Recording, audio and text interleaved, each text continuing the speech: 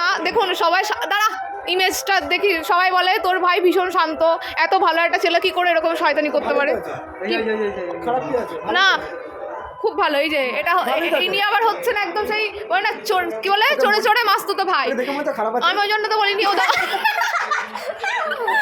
এই যে মুখ দেখেই সবকিছু হয় না, এটা আপনাদের বুঝতে হবে। দাঁড়াও মুখ দেখাই, মুখ দেখেই সবকিছু হয় না।